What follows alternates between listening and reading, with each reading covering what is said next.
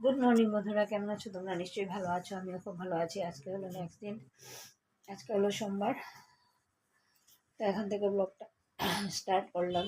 মেয়ে তো খেয়ে চলে গেছে কলেজে, টিফিনও ওকে দিয়ে দিলাম, ব্রেকফাস্টও বানিয়ে নিয়েছি। এখন ভাবলাম যে না, তোমাদের সাথে একটু কথা বলে নিই, দিনের শুরুটা করে নিই।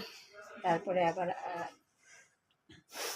আমি এখনও ফ্রেশ স্নান করিনি।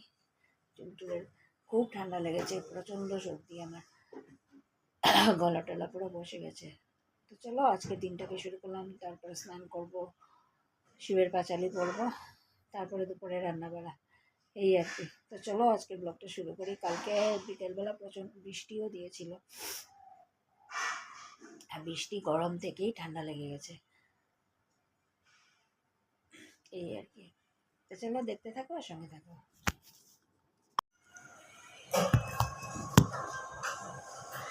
তো এই তো বন্ধু, সকালে খাওয়া নিয়ে বসলাম। এখন ঘড়িতে বাজে কয়টা, দিলেন 11টা হবে নিশ্চয়ই।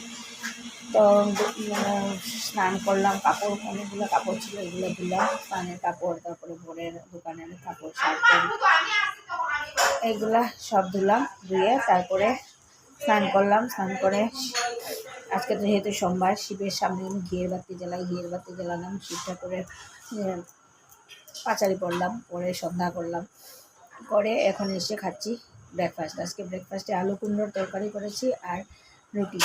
তো ব্রেকফাস্ট করে নিই, তারপরে রান্নাবাড়া একটু ঝাল ঝাল করে আলু কুমড়োর তরকারি করলাম।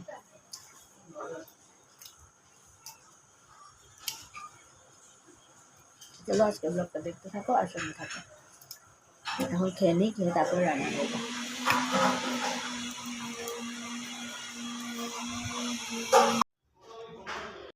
তা আমার একার জন্য আজকে দুপুরে কী রান্না করলাম, একার জন্য বলতে বোর তো চলে গেছে শিলচর, মেয়ে গেছে কলেজে, কলেজ থেকে এসে 4:30টার সময় ভাত খায় না।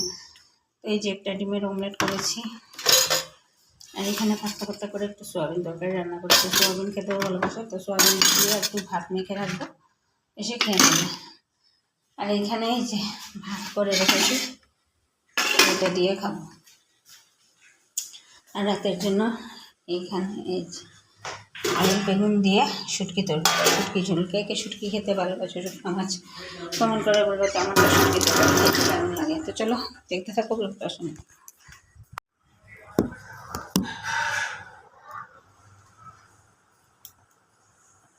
তো রান্নাটা শেষ করে নিয়েছি, রান্না শেষ করে ভাবলাম কী করবো, এখন বাজে ঘড়িতে 1:45। আমার শুয়ে শুয়ে কত মোবাইল দেখা যায়। ভাবলাম সেলাইটাকে শেষ করি, সেলাইটাকে বসে বসে শেষ করি। আর কাপড় ছিল, কাপড়ের যে ব্লাউজগুলো এনেছিলাম, ব্লাউজগুলোকে ধুয়ে আসলাম। একটা এমন জানো, একটা হোয়াইট কালারের ব্লাউজ আমার মেয়ের জন্য কিনেছি। প্রথম যেটা দেখেছি এটা পরিষ্কার ছিল, একদম পরিষ্কার সুন্দর। তো ওইটা না দিয়ে ও দোকানদার কী করেছে, একটা ময়লা একটু ব্লাউজটা দাগ লাগানো, ওইটাকে ভরে দিয়ে দিয়েছে। এরকম ঠকবাজি আমি তো জীবনে দেখিনি বলবো। তো এটাকে ধুলাম, এখন সাবান দিয়ে ভালো করে কষলে কষলে এটা দাগগুলো উঠালাম, উঠিয়ে ধুয়ে দিয়ে আসছি। তো ভাবলাম এখন আর কী করবো, বসে বসে এই সেলাইটাই করে শেষ করি। এটা কতদিন হয়ে গেছে, এটা শেষই করতে পারছি না।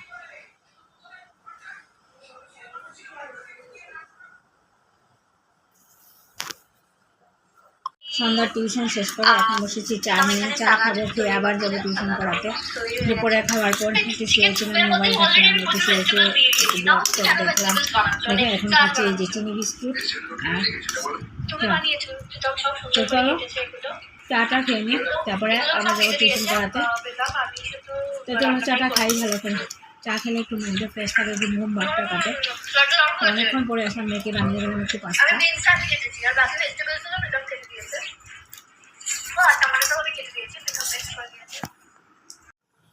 তো এখন ঘড়িতে বাজে 9:30, 40 হবে। তো এখন এই যে বসিয়েছি ভাত, আর এখানে শুটকি ঝোলটাকে একটু গরম করে নিচ্ছি, ঠান্ডা ঠান্ডা খাওয়া যাবে না। আর এখানে ভাত বসিয়েছি, টিউশন থেকে আসলাম, এসে তো এখানে ভাত বসিয়েছে। আর মেয়েকে ভাত খাবে, ওর খিদা পেয়েছে, কারণ দুপুরবেলা তো এসে খায় না, একটু মাখা থাকে তো ওই মাখাটা খায় আর এখানে করছে বসে বসে। তো চলো আজকের ব্লগটাকে এখানেই শেষ করছি। যদি কিছু ভালো লেগে থাকে তাহলে লাইক করবে, কমেন্ট করবে, শেয়ার অ্যান্ড সাবস্ক্রাইব অবশ্যই করবে। তো আজকের মতো tata, bye bye, take care and good night.